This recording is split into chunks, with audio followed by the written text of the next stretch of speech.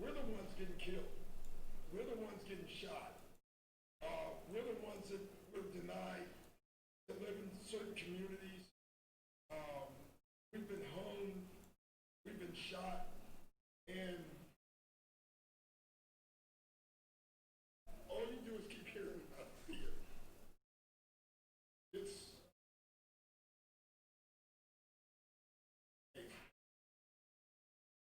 why we keep loving this country. Country does not love us back. It's really so sad. I should just be a coach. And it's so often reminded of my color. It's really sad. We got to do better. But we got to demand better. Like we got, it's funny. We protest and they send riot guards, right? They send people in riot outfits. They go to Michigan with guns and they're spitting on cops and nothing happens. The training has to change in the police force. The unions have to be taken down in the police force. My dad was a cop. I believe in good cops. We're not trying to defund the police and take all their money away. We're trying to get them to protect us, just like they protect everybody else. I didn't want to talk about it before the game because it's so hard. Like, just keep watching it. That video, if you watch that video, you don't need to be black to be outraged. You need to be American and outraged. And how dare the Republicans talk about fear? We're the ones that need to be scared. We're the ones having to talk to every black child. What white father has to give his son a talk about being careful if you get pulled over? It's just ridiculous. And it just keeps it keeps going. There's no charges. Breonna Taylor, no charges, nothing. All we're asking is you live up to the Constitution. That's all we're asking for everybody, for everyone. Thank you. So for those who are watching the One with Swirl 2 Experience Radio Show live, Instagram Live, LeVon1021, and on the Facebook page as well, we had to do a reset.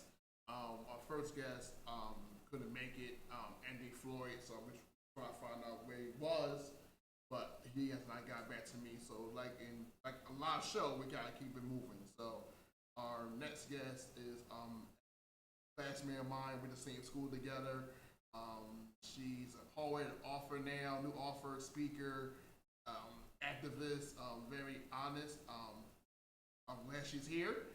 Thank you, Miss Janelle McCall. How are you today? I'm wonderful. How are you? I'm trying to hang in there. It's been one of those weeks that there's a lot been going on. So Exactly. as you get heard on the show, we had Doc Rivers on the show. Right. Talking about what's going on. Then he had it shooting of Jacob Blake and Sunday, and then all the boycotts and the NBA and stuff. I want to ask you, what's your thoughts on what's been going on?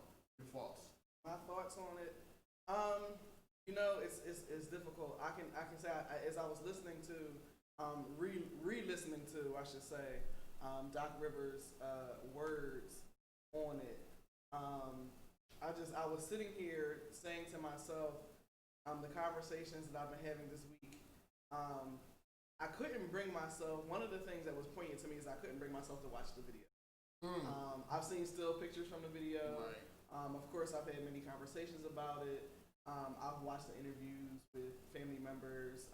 I've seen people at the protests, but I couldn't bring myself to watch the video. When I was saying to myself just now, as I sat here, why couldn't you bring yourself to watch the video? Because I've seen that video 1,000 times. If you've seen one, you've seen them all, and we're weary from watching people that look like us gunned down in the street. It's a sad situation. It's a weary situation. I just wonder when the wake up call is going to come. Before we had George Floyd's wake up, I thought that was the light shed moment. Okay, well now it's getting worse. It's like people, Breonna Taylor, still no justice for Breonna Taylor, and you know I've been posting about Breonna Taylor almost every day, and I've been almost every day, you know, because it's hard that a black woman, that black sister is still not family not getting the justice that they deserve, and then you know, and then now this happened, and then he's paralyzed, and he was shot in front of his kids, you know, and now and then the other day they were saying that he was handcuffed to the thing. I'm like, when you like, I was like, then you had some 17-year-old Cameron, aka 17-year-old. It's like, it's so much going on in our country, man. It's I was saying earlier, we got to demand better too much. And what's your thoughts on the NBA? I know you're a big fan of the NBA. I saw your post. You say you ain't watched nothing. You haven't watched nothing. I haven't watched zero bubble basketball.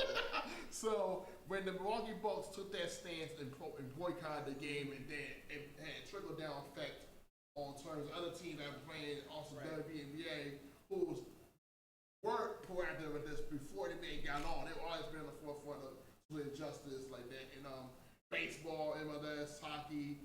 Now, what are your thoughts about the boycott? Just like this, we all have purpose and we all have a platform. Mm-hmm. Whether your platform is large, whether your platform is small, right?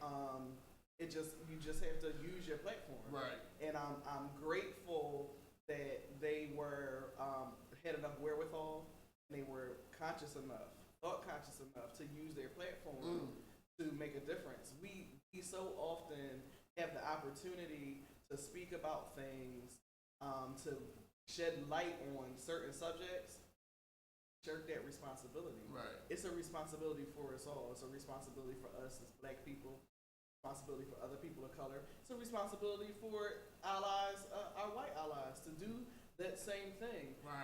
You can't, for the ones in this country who claim to be believers but are still racist, how can you read the Word of God and believe that it's okay to oppress someone else? Regardless of whether this happened in the Bible days, it still was wrong. Yes. Mm-hmm. It was still wrong. And it's all about, for me, it's what's right is right and what's wrong is wrong, regardless of the color of your skin, regardless of what you look like, your gender, who you choose to lay down with at night. None of that matters if we could just go back to being the people of God that He called us all to be. Right. So I'm grateful that, they don't want to just shut up and dribble, because they have too much responsibility, too many people looking up to them, too many eyes looking up to them, too many ears listening to what they have to say to not appropriately use your platform. And so it is what I would give the same thing to my own self. My platform is not huge, but I have one. You do, yeah, you do. And so I choose to use that platform for good and not evil. Right, and because a lot of players before the bubble started actually left out the bubble because they were like they opted out to not cover the bubble because some of them had children with conditioning, some of them wasn't the right time. And I remember when I saw a lot of them, I was like, they're not coming out. I was like, okay, because I remember the Jordan Hill comment. He was talking about why we go to this damn place, and I was like, okay, that struck with me. And then you had Paul George speaking about him being depressed and he had to go to therapy and because he was stuck in this bubble and couldn't go home because you leave, you gotta come back, get quarantined and all stuff like that. Then Doc Rivers' speech, okay, with wrestling, I was like, okay, something might happen here. So, and then they were talking about we might boycott because I remember Toronto and Boston were talking about boycotting. So I think that too, they was like, okay, I understand. And then you had a shutdown and then you had LeBron with the comment, F this, man, this is enough. So, and I thought they would be done for the season. I thought they would shut the whole thing down because I think this is more important right now because what's been going on and I know they come back today, but I really thought they would really take a stand and not play the rest of the season because this is bigger than basketball, and way bigger than basketball. And a lot of battle players are tired of being pawns and being entertainment, you know what I mean? And, you know what I mean? Like, just because what they did, even though it was great that like it was great the signs and the messages, but it's about the actions now. It is. You know what I mean? And It is. you know what I mean? And I'm glad that they took a boycott, even though it was, I wanted to be in the season. I wanted because I wouldn't mind taking a month off and focusing on this stuff, and you know, and just because it's a sad time, and just like then you had that situation. Then I was watching the public game. I wasn't watching it all, but I saw they gave what's the name 45 this whole spotlight. I wasn't basketball tonight. I didn't even watch it. So I was watching it like, oh man. Then it was like last night you had the tragedy of passing of Chadwick Boseman, you know, so which was very shocking what he dealt with in his last 4 years. Dealing with colon cancer, stage 4, and like he did all those movies while in the midst of that. You know what I mean? Like, you know, he didn't say anything. His wife, I think, his only wife knew about it, and like he was suffering inside, but he still gave people joy in his last days. You know, and that true testament is great because everybody's saying like it was so thin. I was like, maybe doing the movie. Okay, maybe it get fit for the like that's like normal. People lose weight to do a role, but no one knew he had colon cancer. I'm like, and no one understood, what he was going through. Right, except his wife. You know what I mean? It's like all his treatments he did. It's shocking that he died almost 7 months apart from Kobe dying. So this year, I know people say, kill 2020. No, you can't because without 2020, a lot of things would happen. A lot of like in terms of growing towards healing, a lot of self-awareness checks, you know what I mean, about yourself. And it's been a really hard time. I had a hard time getting up this morning. I had time getting through this. I had an event today going on. But I had to push my way through. I had to have a responsibility, you know, and for the community, for people like you and just people calling and talk about this platform because I had a client talk about Jacob Blade, talk about this, and right. then that last night really shocked me, you know what I mean? It was like, I was like, okay, it was like, no, it's a joke, right? And then it's like, all right, they passed away. I'm like 43. Like sometimes you gotta count your blessings, man. You gotta have to. Like you don't know what people are dealing with. You gotta check up your health too. You know, get what you need and find out what you're doing. But he still had the mindset to do those movies and put a movie on Black Panther that was losing everybody that had, and that was open so many doors, so many opportunities, and like I had this picture of me and Mike. He took a picture of this Wakanda picture, and for 2 years ago, I still have it, but now I'm gonna post my page of that. I took that picture, and it was like the kids doing Wakanda, and I never thought now that would mean so much now, more now. More, exactly. Yeah, the picture was a really cool picture. I was like, damn, it's like you feel like now, like, damn, that picture gonna mean so much more now. Like those kids are going through a lot. And I spent the better part of this morning watching a lot of Chadwick Boseman was always an actor that I really was in tune with anyway. Yeah. But I spent a lot of this morning watching videos of him and things that he said. And so when we talk about a platform, he too was someone who used his platform in a way that he should have. And it's I'm one who, of course, as a believer, I'm one who does not believe in coincidences. Things happen as God plans them.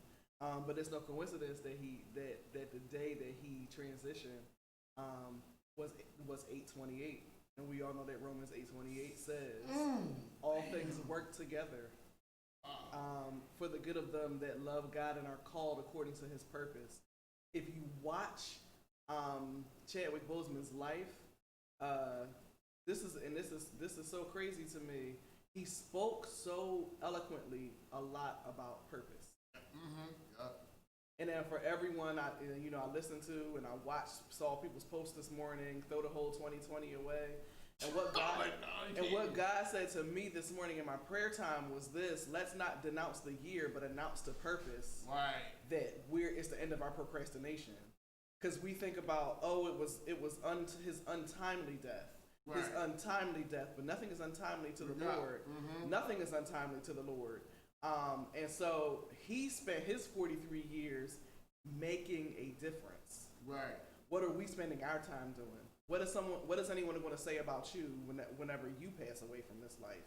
And we know that the word also says, "He that began a good work in you is faithful to perform it until the day of Jesus Christ." So understand this: while Chadwick Boseman's earthly body is gone, his purpose still remains. Yeah, I did. We just said that name. One was H1. I did. And then it connected me. I was like, and there was also the same day. Yesterday was the death of Emmett Till's death in 28. It was like, and then at the same time they did MLB on Jackie Robinson Day because he did 42. So Right. and but I respected him as an actor. I really did. I really first time saw him. I think it was 42.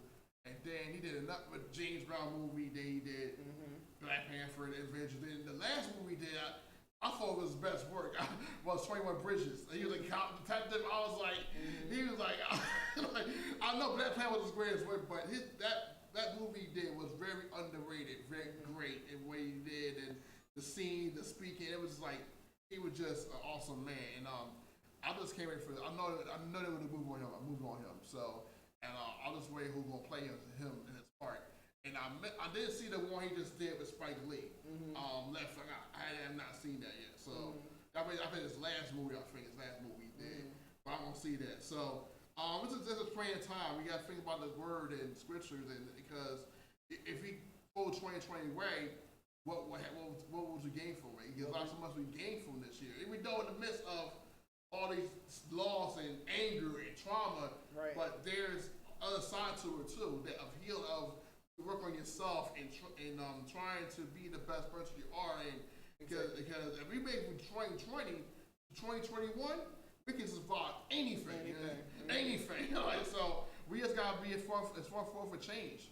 We just gotta be like our actions, our purpose to speak for itself. You Exactly. know? You gotta be at protests, yelling, all like that. Man, just do it in your own way. Maybe it's having conversations with your kids, having conversations. Do your part. Yeah, having conversations. Let people know that we gotta make sure our kids are woke. What's going on? Even though just be aware. Just let them know what's going on. It's a lot to work on. So let's get to you. So can you tell us who is Janelle McCall? Who is Janelle McCall? I am first a child of God. Amen. I'm an encourager. I'm a poet. I'm a sister. I'm a daughter. I'm an aunt. I'm a cousin. I'm a friend. I'm a lover of God's people. I'm a lover of words. I'm a lover of God's people. I'm one who just loves purpose. Yes. And so, that's been. I'm an advocate for the average Joe who understands what they were born here for. Right. And so I just know, it took me a lot of years to come around to the point where I was able to just walk wholeheartedly in my purpose. Right. And, what I just preach to people is just get under the power of God so that you can find your purpose and you can live in providence. And that's just, that's what I'm about. Yes. So, what was your upbringing like? Your upbringing growing up. What was your upbringing like? I grew up here in Philly. I grew up in a middle class family. We didn't, we had what we had, and we did what we did, and we loved on each other. And I grew up in a Christian home, but I was able to be aware of what was going on around me as well. And I just really wanted to find my way.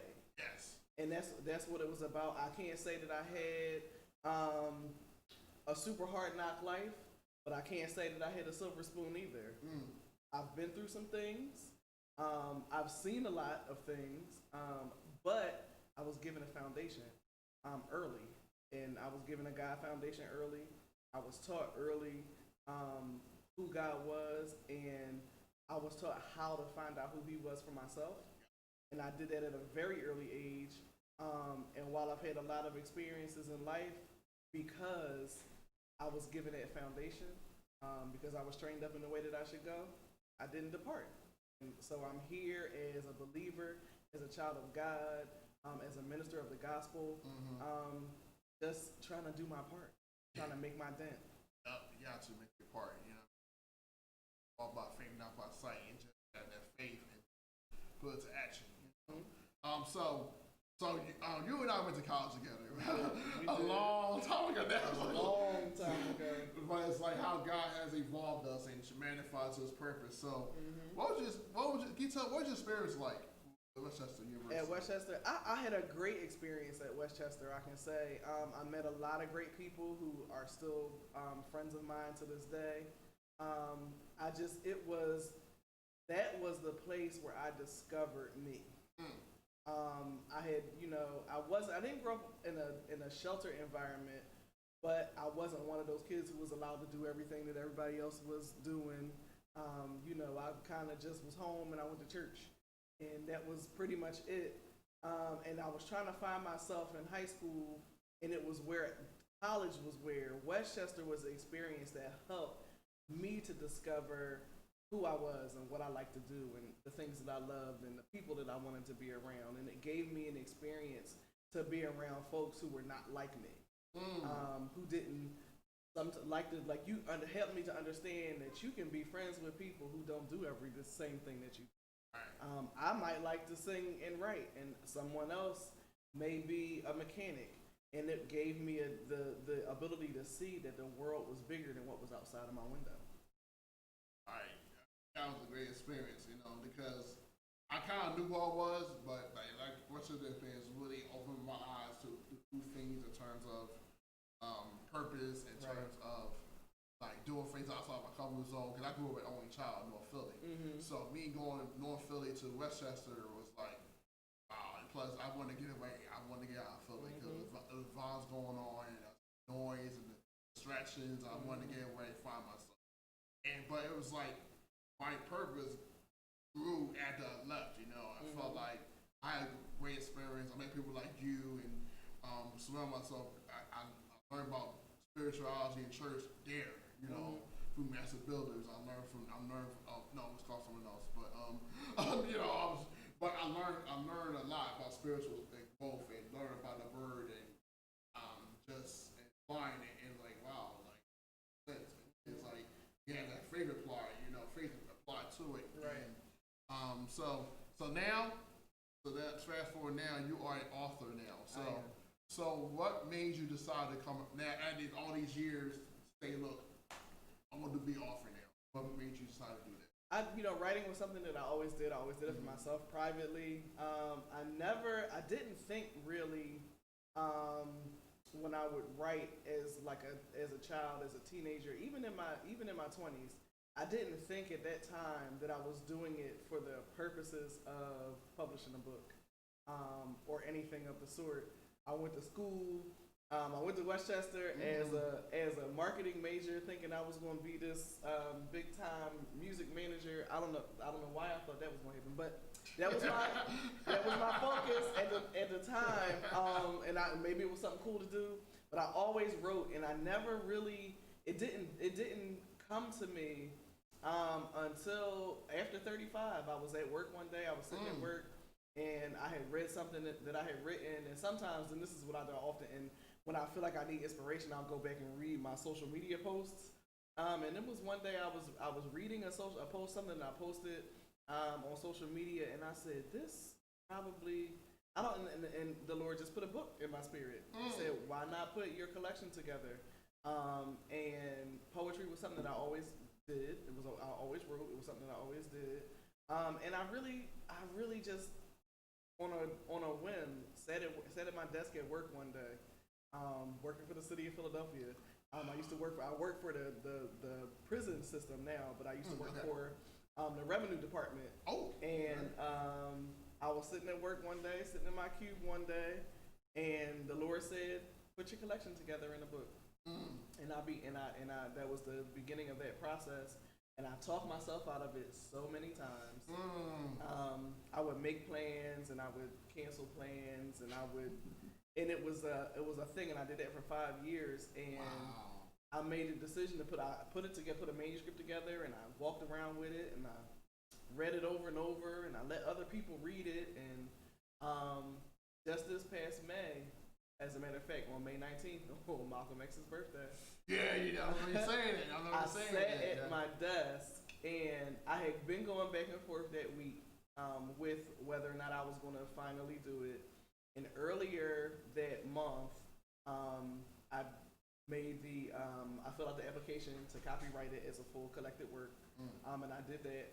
And then I was sitting at my desk on May 19th, 2020, in the midst of a pandemic, and I still was going into work every day because I work for the prison system. I have not worked from home. I've been going into work every single day as essential personnel. And I was sitting at my desk, and the Lord said, "Upload your book now." And I did it, and here you go.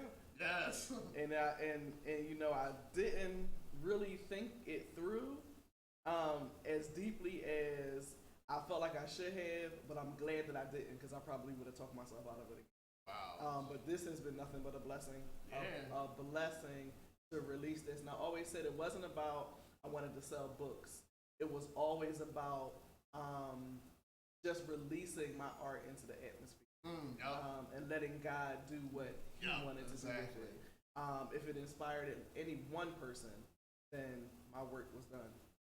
When it came to this and book. I figured you had done that because I remember I reached out to you and said do August Cafe 25. And I was like, oh, she got a book out. So like as you probably reviewers here know that she did August Cafe 25 a month ago with other authors that was in the we call it cafe in the midst of the pandemic. So and y'all came together. Y'all didn't care about the pandemic. Y'all didn't care. It was like y'all show love and support one another. So what was that experience like being part of cafe? It was an amazing experience for me, and I can say this: being in the midst of a pandemic, I always say this: anything purposed by God is going to be protected by God. Right. So I was not in any way, shape, or form apprehensive about getting together with the other ladies. The fact that it was like a ladies thing kind of made it a even greater experience for me. What it did for me is it's allowing me to even in this moment settle into the opportunities to just use the gift that I was given to settle into those opportunities. And it was something I said, I'm gonna write a book and I'll put it out. And then someone said to me, well, you got to do book talks and you have to do interviews and I'm like, that's not me. But understanding that I have a platform, and so this is what God has for me to do, is what I'm going to do. It's like I said, that experience to me was amazing. I met so many wonderful individuals, so many wonderful ladies. I learned a lot about life in that little bit of time. And for me, and anybody who knows me, I'm an avid learner. I'm one who thinks that you should always be striving to evolve yourself by learning more and more and more. By educating yourself, and education isn't always a formal degree. Education is life experience. Education is observation of other people. Education is conversation. So like this one that we're having right here. And if you know me, I'm one who loves to converse, and there is power and there is prosperity in conversation.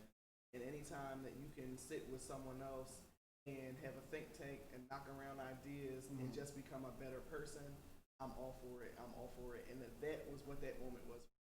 Yes, and sometimes like the August Cafes is not like I have a set plan of who's gonna be there. Sometimes God told me to reach out to people. Like everything was designed for a reason. Right. Like y'all ladies come together, and like plus the ladies on Zoom and the audience there. It was a wonderful experience, and I was really focused on the COVID. I'm like, okay, so hope no one gets something that I get blamed, but it was a blessing. And sometimes God things do things for a reason. God people together for a purpose and like for a reason, you know. And I wanted to see, can you read an excerpt from your book? I sure will. And you can tell the people where they can find the book at. So, again, as Levon said, Lovejoy Peace Poetry, Volume 1. It is available on Amazon. I do have a few copies as well, physical copies as well, but it's available on Amazon. It's available in both the paperback and the Kindle versions. Okay. If you just type in Lovejoy Peace Poetry, Volume 1, or my moniker that I write under is J. Marie McCall. Okay. Yep, so you can find it there. And I'll definitely do a piece. I'll do two if Okay. you don't, because one, I really feel like that message, the message in that needs to be out there, especially in a time like this. But we talk about inspiration, and when we talked about Chadwick Boseman earlier, most people, when I read about him today, everybody was saying how much of an inspiration he was to them. And so we always have to give. I feel like it's necessary to always give people their flowers while they can still smell them. And so, as a writer, one of my biggest inspirations is Nikki Giovanni. I had the opportunity to shake her hand and have her sign a book for me and just listen to her pour wisdom a few years back with a couple of friends of mine. And after that experience, I wrote this piece. God breathed this piece into me.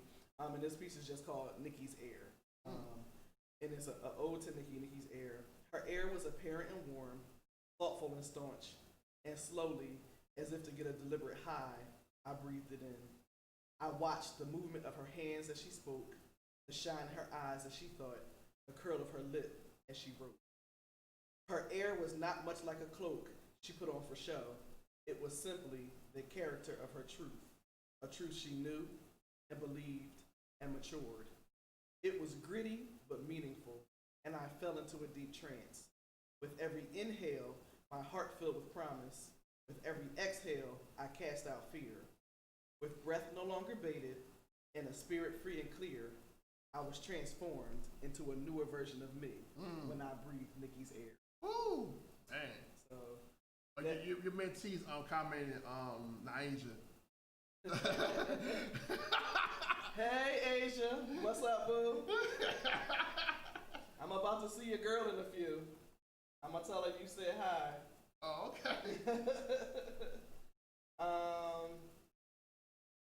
Okay.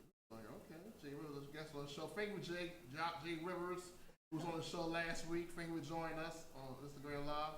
You would think I would know where my stuff is in my book. But here we go.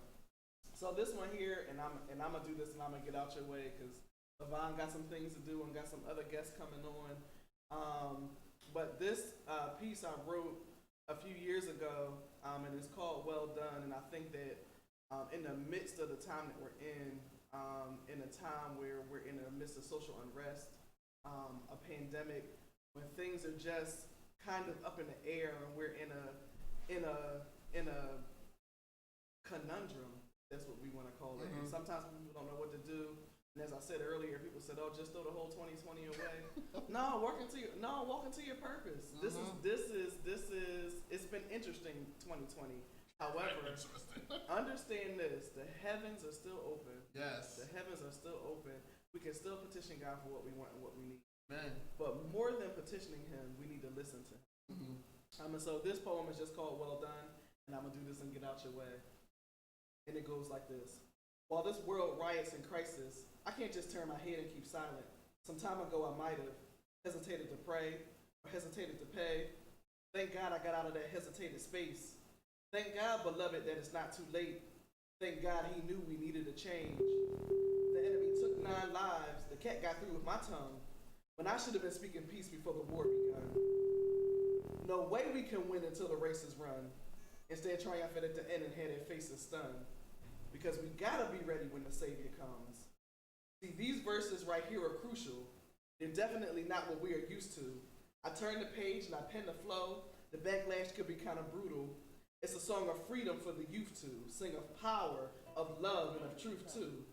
Philosophical ideas birthed from Christ, my life, my tears, just enough to feed upon for another 2,000 years and help this dying world switch gears.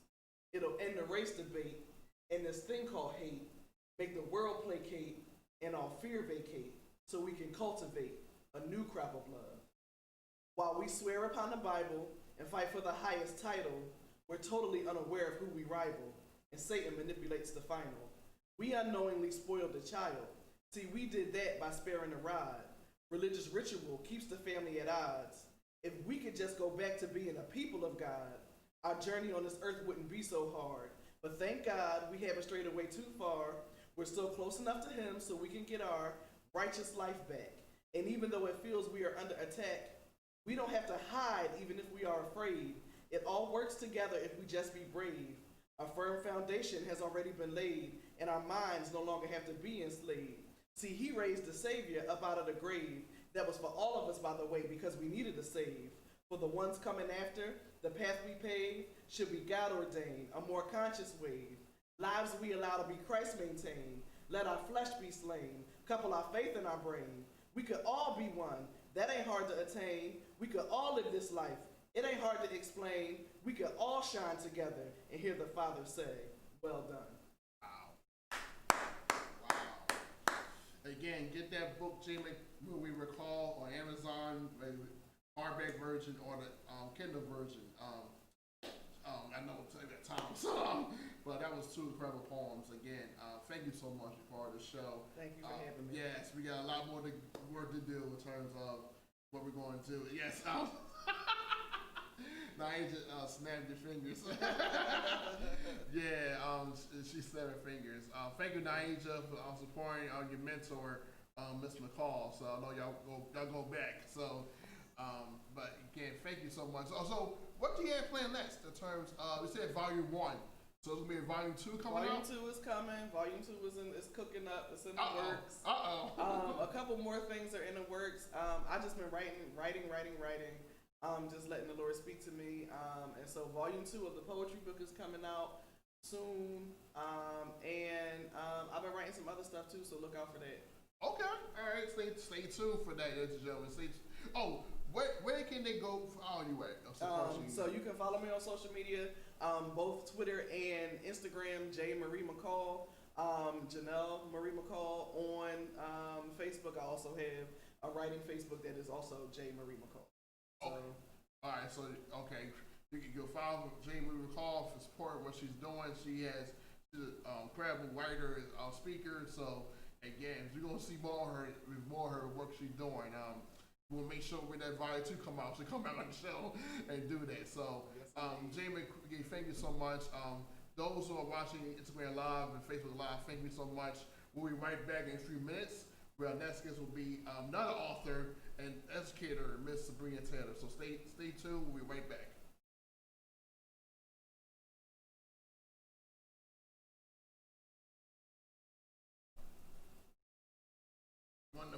Wonderful. Thank you so much for having me. This was a great experience.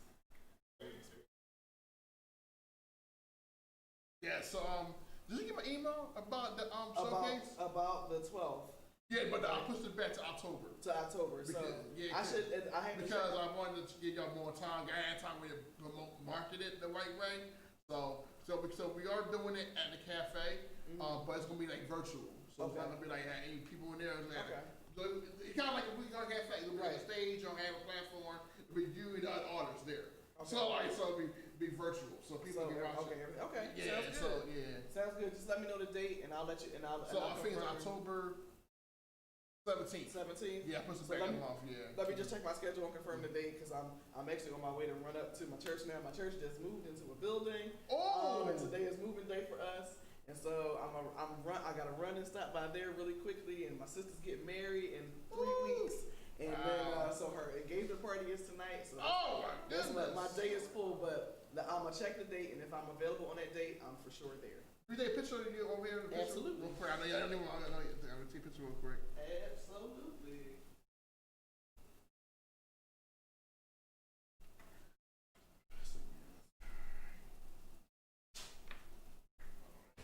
Got your book?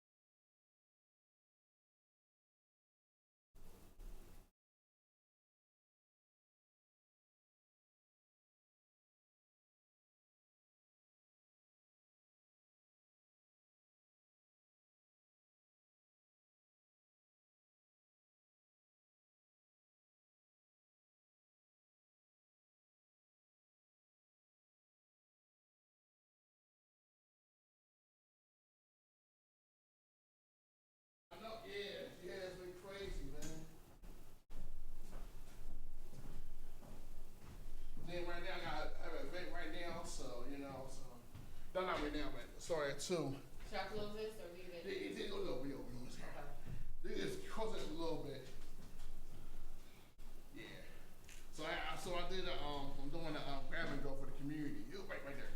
Okay. Yeah. So so I'm getting ready to put 3 bags of food supplies like resources. Yeah, I did see that post. Yeah. So That's why I started wondering too when I messaged you, like, are we still doing this today or did it move? Because I saw that you was having that. my girl was holding it down right now. So Okay.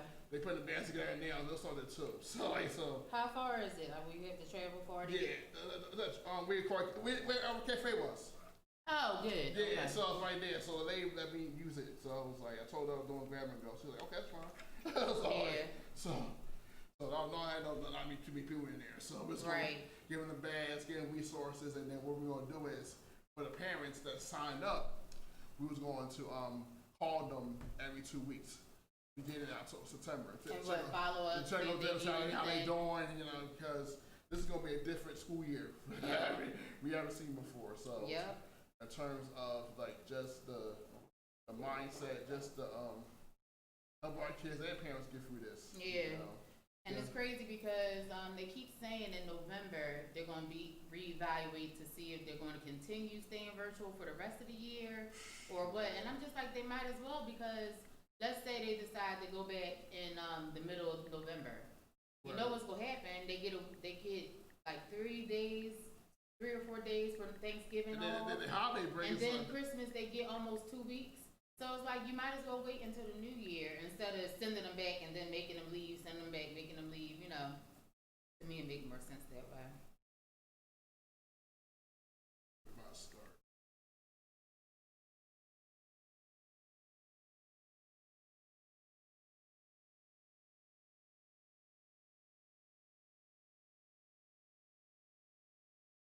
But, this is live on Facebook, right? Yeah, on the Women's Row 2 page. Because I want to share the group. I want to share it. Okay. Get started.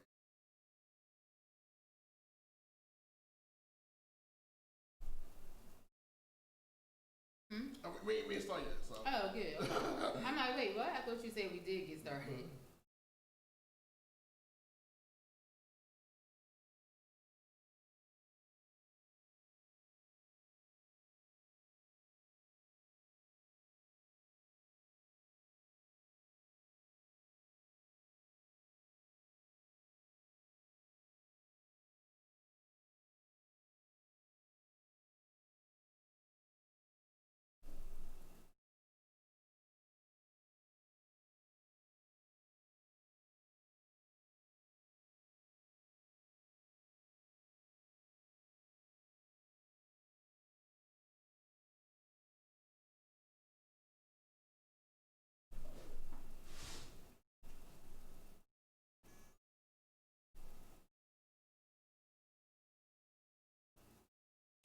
Let me know when you're ready.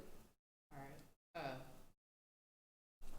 I can take it. You got somebody after me? Or No, am I last? no, All right, no, like I you're say, last so then one. I'll take the pictures last then. Yeah. All right, so should I wait until you go live before I can share it, or is Yeah, it somewhere I yeah, can so- share it now? You can share it now.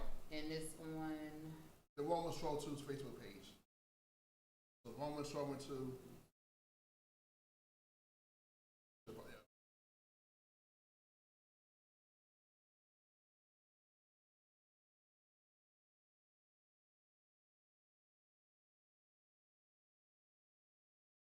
Yeah. I see Janelle's. Mhm. I gotta wait until you go live, Oh, okay, and then I okay. can share it. We start. All right. You start.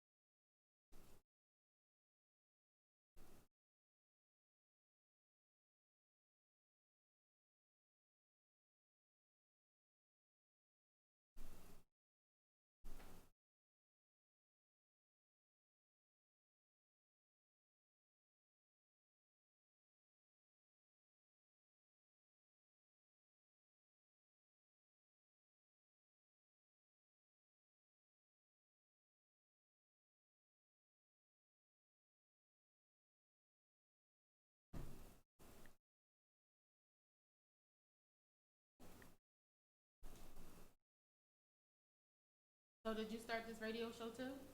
Yeah, I started 2 years ago, so I've been doing it 2+ years. Nice.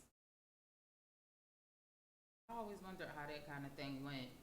Seems so complicated. Let me start now.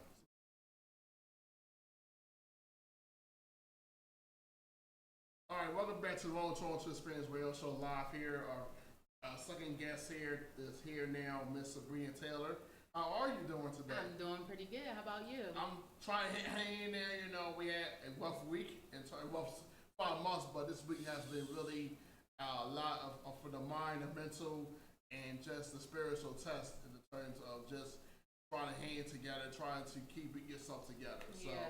So as you know, a lot happened this week with Sunday with the shooting of Jacob Blake. In terms of him leaving paralyzed from the waist down, being shot in front of his kids, and outrage in Kenosha, Wisconsin. Then a lack of. Then we had boycott by the NBA, other sports, and then we had the shocking passing of Trevor Bozeman last night.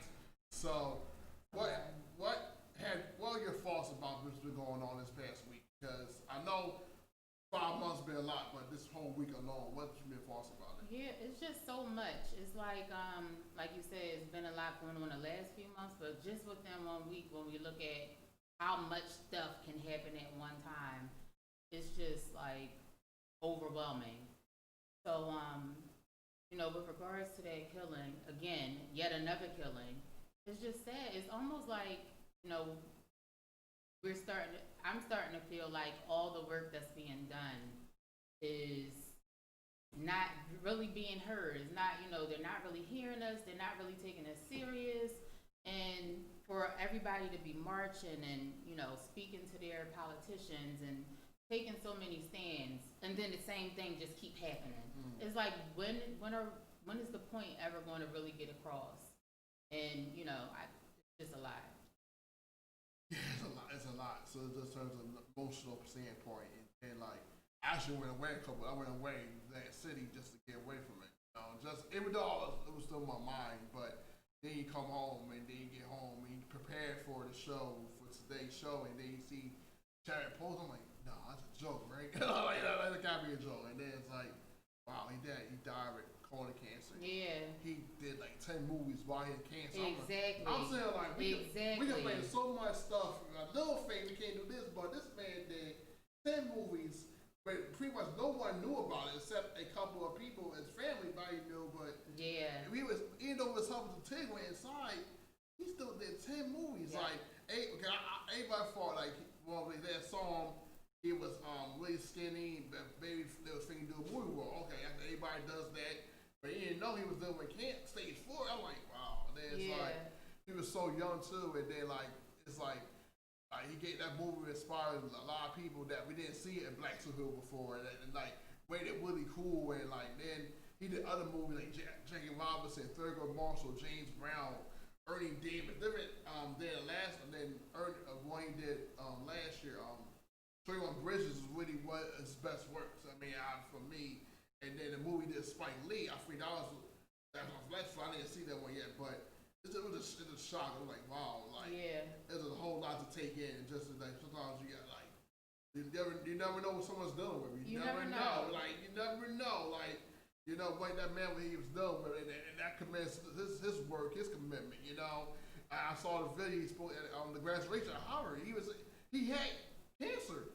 No one could tell he had it. I'm like, he talked about he spoke about purpose and about living your purpose. He died on 8/28. Janelle said 8/28. He gave us a reminder. One was 8/28 about calling your purpose, and then on the same day you had the March on Washington. Then the same day Emma Till was murdered. It was a lot going on. It's like so. It's a lot going on. But you know what? I just feel like it was just another thing that speaks volumes into his legacy that he's already established. Like no one knew. No one in the general public knew that he was battling with colon cancer for all these years. Yet and still, he continued to work, and his works were definitely not in vain. He changed like the whole world, I would say, the black community in terms of how how the Black Panther movie came. Right. And we don't really see a lot of black superheroes and Mhm. a lot of black power in that sense. We don't get to see that.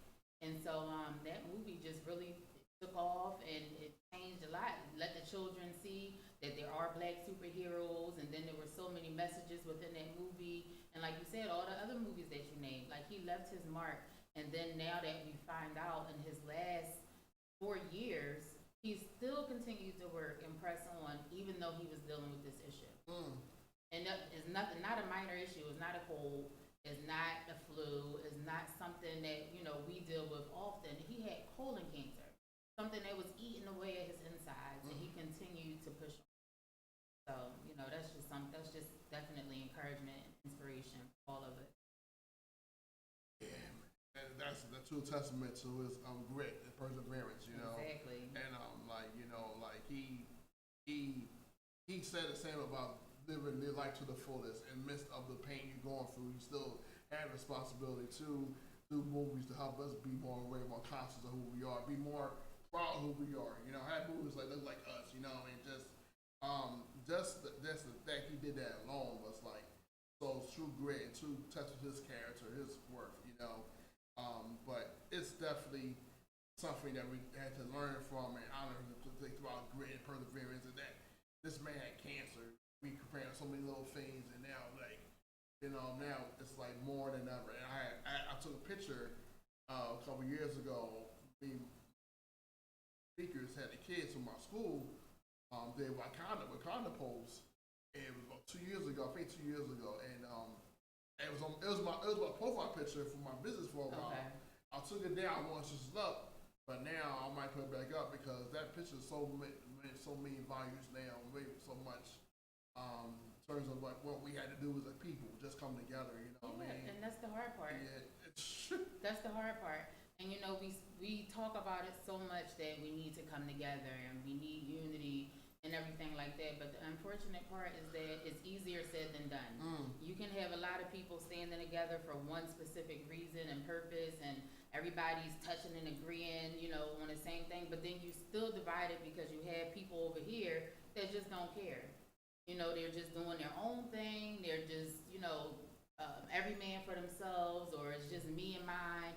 They're not out here trying to make the change, and that's the thing. We have to be a united front in order for it to work. exactly.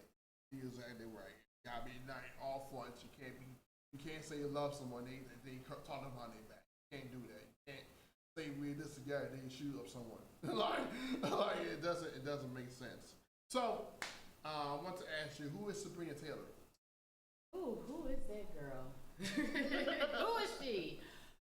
So Sabrina Taylor, she has, she's like ever evolving. She's not the same, and it's interesting because a friend of mine and I, every other week we're doing this thing we do on Wednesdays, which is like a live, and we have discussions and talk about different things, different topics, and the topic that's on my heart to talk about the next time we go on is change, because change is so controversial. Like I have conversations with people and they're like, I am who I am, I'm never going to change. This is who I am, I'm never going to change. And it's just like, life is about change. If you don't change, then you're stuck and you're bound to the same old things. And I don't want to be that way. Like, I like to grow, I like to learn. And so Sabrina Taylor is always evolving. I'm always looking to better myself. I want to be better than I was yesterday, inside and out. And, currently I'm just like all in on my book series. So she's a new author as of November 2019 when my first book came out. So that's just another part of who I am. It's awesome. In this life, you have to constantly evolve because life changes. You can't be the same person 5 years ago or 2 years or yesterday. You constantly evolve and grow because somehow they need your gift and your story. Because we was born to share our gifts, and we had to share with people that we had to change with the times. Change, evolve. Even though it was maybe uncomfortable first, but in the meanwhile, long run, we worked out for your best. Yeah. So what was your upbringing like growing up?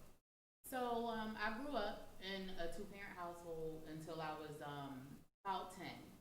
So I had the two-parent household. I had two older brothers who are approximately 2 years apart from each other.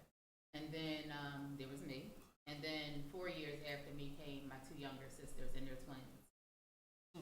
So I always felt that I was the middle child because my two older brothers are very close in age, and they were always treated as twins.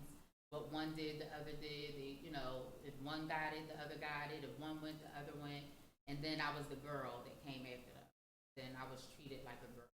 Like I couldn't go far. I had to, I had a lot of restrictions, a lot of limitations. And then my sisters came, and they're twins. They're the babies, but they're the second set of girls that came along, so things were a little different for them. I just always took it that I was the middle child, and I had the middle child syndrome. I liked to write as a kid. I liked dolls and things like that, but I never really. I don't feel like I got enough exposure to a lot of things as a child because I was, like I said, I was a girl. I had my older brothers, and it was like, this is for girls and that's for boys. My brothers were very athletic, and I never got into sports because I was a girl, But it was weird because my sisters came along, and they're very athletic. They both are great basketball players and everything like that. So,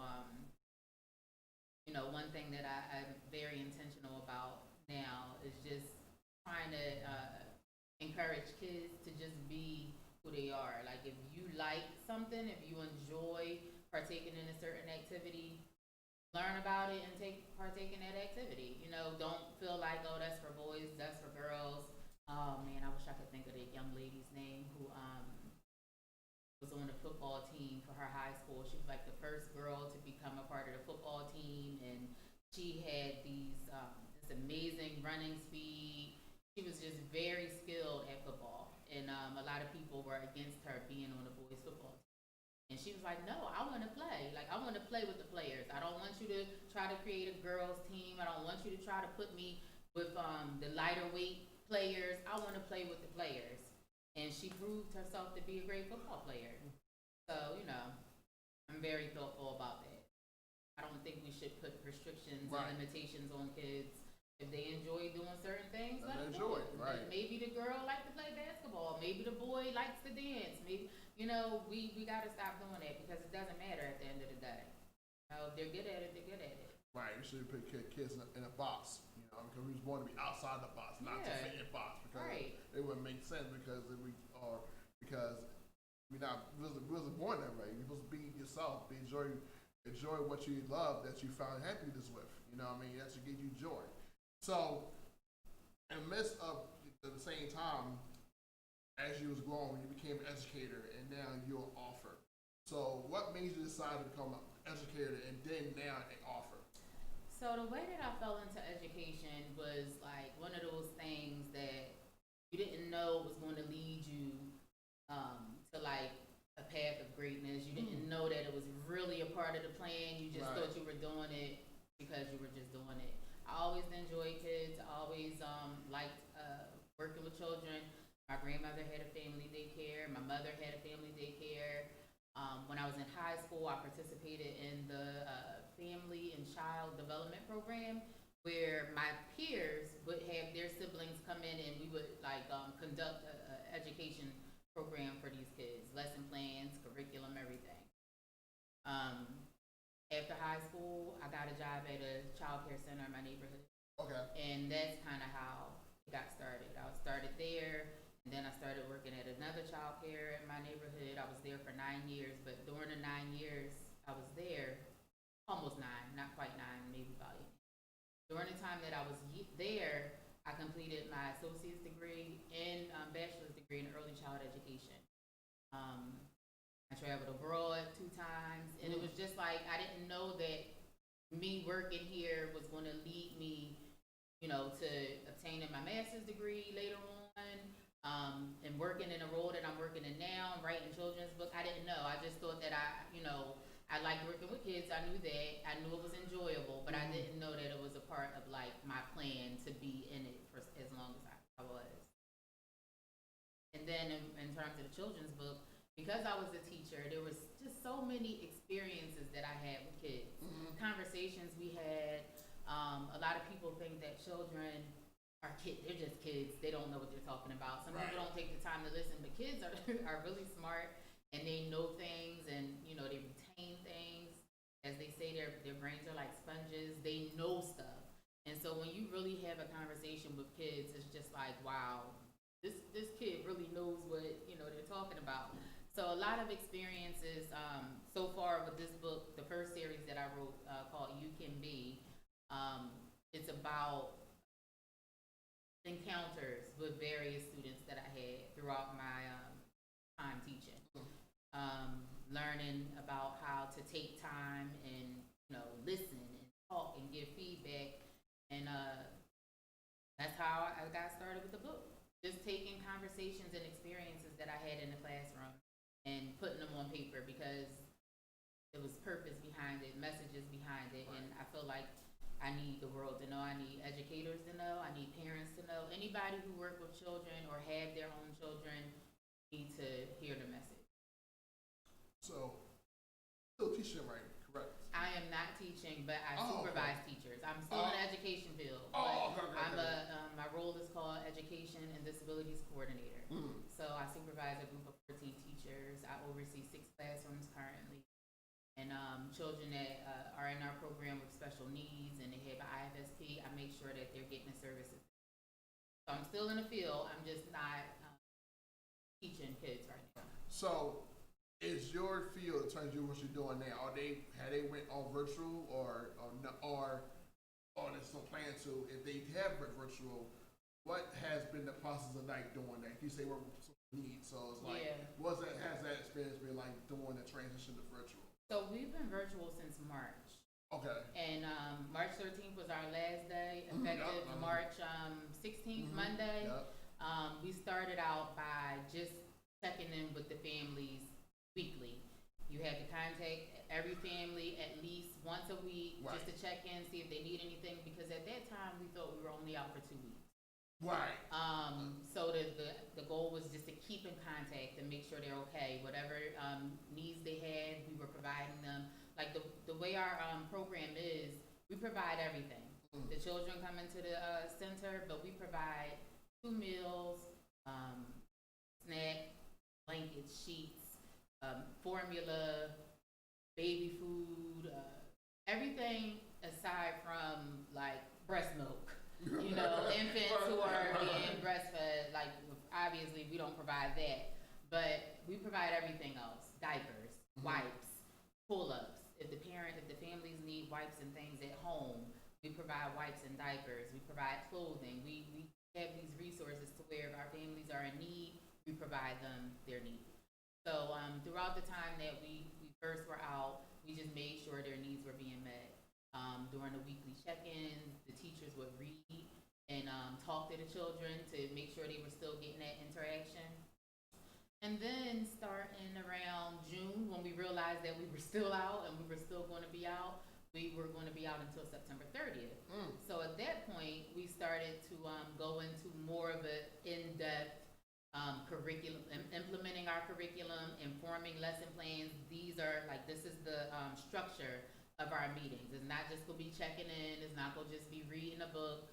We're going to start working on individualized goals. Right. So whatever the goal is that the child is currently working towards, we're going to make sure we do lessons virtually. We started doing Zoom, Microsoft Teams. We provided Chromebooks and surfaces to all the families so that now they have a connection to be able to access the video chats. And so that's what we've been doing from June up until now. And we know that we're going to be out not until September 30th anymore, but now we're out until approximately January 4th. So, but we're still working, and we're still, we're remote, but we are working at this point to the fullest extent aside from being in the classroom. The virtual learning has become more extensive, where they're doing more activities, like I said, aside from just reading. They're doing art, they're doing science, they're doing music and movement, they're implementing all of that stuff. And then in terms of our children who may have IFSPs, we're making sure that their therapists and things are still providing their services, they're getting the individualized attention they need from their therapists. And then in addition, because we always keep a copy of the IFSP to see what goals they're working towards, Right. we take from the goals and create our own activities for them to work on, and we reinforce that same thing. It sounds like y'all have a very detailed plan what y'all doing with the kids in the midst of the program. I think that's very commendable because, like, in the kids, I have a situation too. Our last is September, March 13th. We were shut down. We couldn't do any program until like May because we had to finally get guidance from the school district about what we should be doing, how long our hours offering like that. It was well because the kids were in school and they were like all day long. They go after school. Then it's like it's hard to get them on there for 1 hour, you know. Yeah. So, but summertime, we did some really amazing work. We had over 100 kids participating in the program. That was all over Philadelphia. So, because that was a blessing because we couldn't like. This is Portia. I don't know your Portia Holland. Portia.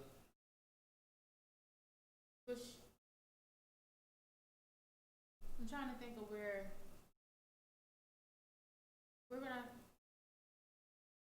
That's her name, Portia Holland. Yeah. Okay. Portia M. Holland. I don't know. I think y'all know each other. I think y'all know each other. I mean, Was she at the Arthur's Cafe? no. Oh, okay. No. She just said she was pretty. So. Oh, okay. Thank you, Portia. I wasn't looking. I don't have. I turned it off. Yeah. So I can't see the comments on there. Yeah. But thank you, love. Yeah. I'll have to see who she is. Yeah. Yeah. So, but also, you also did 2 August Cafe this year. The Yes. one, the 23rd one, and then the 25th one. So, what was your experience with those cafe? There were 2 different experiences. Oh yeah. But they were great, but 2 different Yeah. experiences. Yeah. They both were awesome experiences. Yeah. So the first one was my very first one.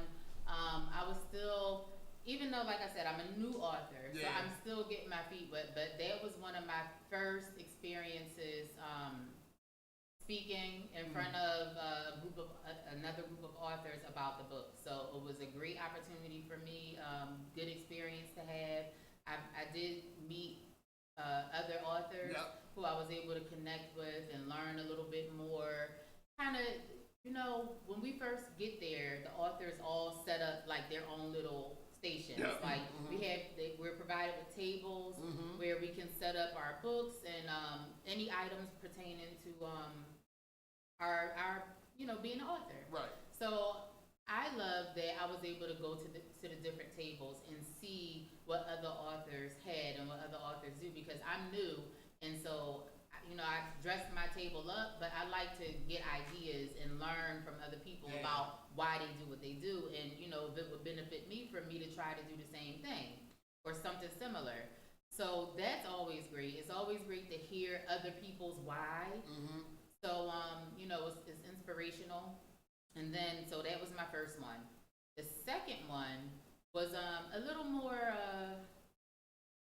I don't know how, maybe intimate. It was more intimate because we were social distancing. Yeah. And we couldn't have too many outside guests. Right. Yeah. So primarily it was the authors. It was just the authors in the room and Levine and my mom. My mom came along to support me, so we were the only people in the building. And then on Zoom we had 2 other authors who were a part of the cafe, but they were doing it virtually. Right. And even though there weren't other people there and guests and things like that to be there, it was still a great experience because it was, like I said, it was more intimate, and I think that allowed for a different kind of energy to be in the midst of us, and we were able to connect on a deeper level, if I could say that. So all the authors were women, and just to hear everybody's story and how, in a way, all of our purposes kind of connected. And that was just deep. It was just deep. The whole energy was just like, it was much different than the first one. And so, they both were very good experiences, but very different experiences. Right, because sometimes the experience is about like God putting people together for a reason. Yeah, definitely. It was like the first one. I was like the first right before the pandemic. Right, the first one came. It was like it was a nice day outside. Right, it was bright and sunny. Yeah, right. The week before it came. The week before like the pandemic came, it was like okay. And then the second one in the midst of it, and y'all ladies were so patient because I was like, oh no. Y'all still ready to come to the cafe? I was like, okay, all right, so but y'all, it was something that I never could expected, but it was great. Yeah, and again, things God does things for a reason. Some things, each theme has some story to it, a story behind it, in terms of cool experiences and what they were. Because in the day, we want you to feel safe, we want you to feel welcomed, and feel like, okay, wow, you heard, because I purposely did not. I had a flyer, but I didn't make y'all together because y'all made things really calm. Like, wow, because that was a wonderful experience. I can't thank you so much for being part of that. Oh no, it's definitely, the pleasure was mine, and I thank you, like I said at the Authors Cafe, for providing that type of space for authors, because it's not all the time that we have that experience. Right. It's not just something that you can easily just go to something often where you can share your art and your messages with the world. So I appreciate the opportunity. Yeah, and plus you promote literacy too. So yeah, exactly. One of my big most importantly, one of my goals is actually have an artist cafe within a building where people got big black owned books in the cafe of them that choose with the kids and parents like that. So we had a bit of time left. Where people can you tell us about your books and where people can find your books at? Okay, so this is my first book. It came out in November of 2019. You Can Be is the name of the series. Exploring the Possibilities is the name of the first book. This book is available currently on Amazon. Amazon.com. You can go on there and type in either the title or my name, Sabrina D. Taylor, and you could pull it up and order it on Amazon. Also, if you're in Philadelphia or in the local surrounding counties, I'm available to do local deliveries. I live in Abington, Montgomery County, but I'm always in, Philadelphia and the surrounding area. So if you're interested in your local, let me know and I can deliver myself.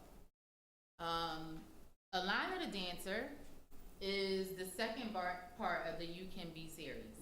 Alana the Dancer, Alana was also a character in the first book. And so the second book is all about Alana and how she starts her journey. Okay. So Alana the Dancer can be found. It's available on Amazon. It's available on Walmart, Target, and Barnes and Noble. Yeah, she stepped it up a notch. She moved it up since the first one. It's about learning. It's about learning. Right. The process of becoming an author was challenging because I didn't know what I was doing. Right. I didn't have anybody who I could really ask how do I do it. So I kind of I had to learn and figure it out. I watched YouTube. I joined groups. I just learned on the rip. I just figured things out as I went because I wrote this book in 2013. And I didn't know what to do, so I put it down. And I picked it up little by little, trying to figure things out. But I got discouraged. I put it back down. And finally, I was like, you know what? This has to happen. It has to happen soon. Right. So I just had to figure it out. And so by the next time, I learned more. And I was able to take it a step further. So, again, available on Amazon as well. Both available on Amazon. But in addition, Walmart, Target, Barnes & Noble. And I will be launching a coloring book by the end of this month, next week. Okay. Next week, I guess it'll be September. But by next week, the first week of September, the coloring book will be available. And by the fall, the third book of the children's book series will be about Michael, the chef. Okay. And so it's going to focus on Michael. And that'll be mid-fall. fourth book will focus on Alejandro and how his journey to becoming an architect happens. And those are the first 4 original books of the series. Okay. Since the first 4 were written, I've established 3 more. So I think this series is going to have 7 parts, plus the coloring book, and then that might conclude the series. But it's going to be community helpers to talk about the people in the community who work to help our community and how you can be, a community worker. Baby, you can be too, because my 9-to-5 job, we focus on infants and toddlers and providing services to prenatal women. And so I did a baby, you can be too, and start, it will focus on how even when babies are little, you start to speak life into them.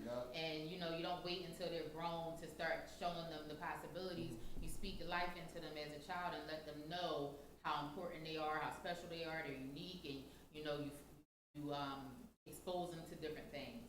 And then the last one, as of now, is about sports. So it talks about the different sports and how, if you're athletic, you can be an athlete. Yes. Wow. Yeah. You got a lot going on. I This do. is great work. And those books are pretty much needed right now because in terms of, going back to school, feeding up messages to our kids now, especially in the midst of these pandemics going on. I think what my job has, I'm in a school program.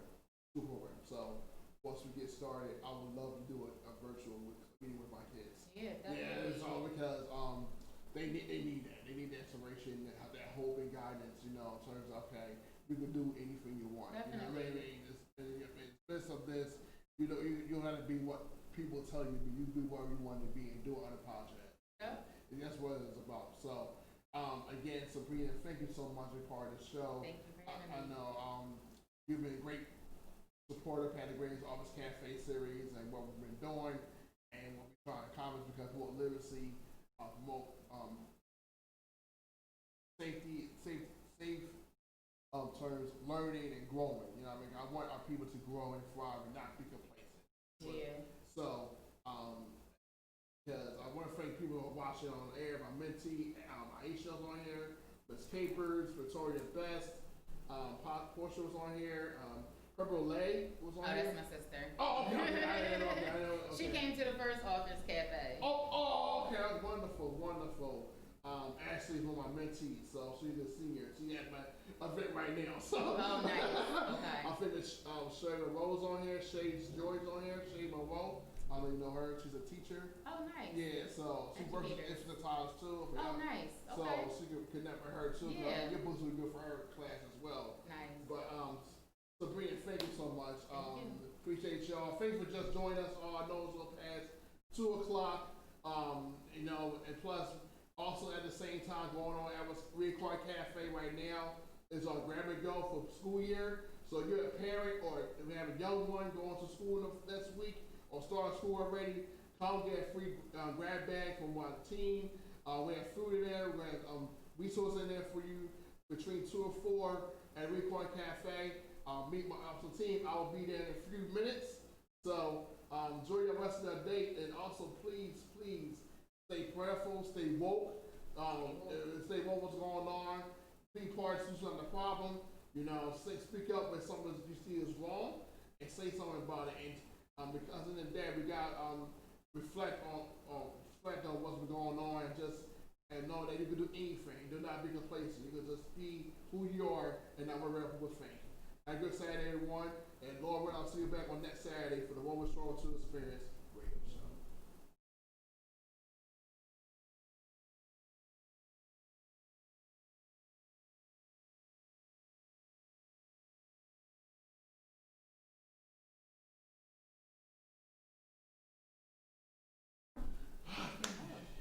Awesome. Yes. Yeah, it's definitely a journey, but I'm grateful because it's something that I never thought could be done before. Like I said, I used to write when I was little, but when I was little, I never thought, oh, you could actually write a book someday. And I actually could have wrote a book when I was little. So I love to see young authors and parents who help their kids write books, things like that.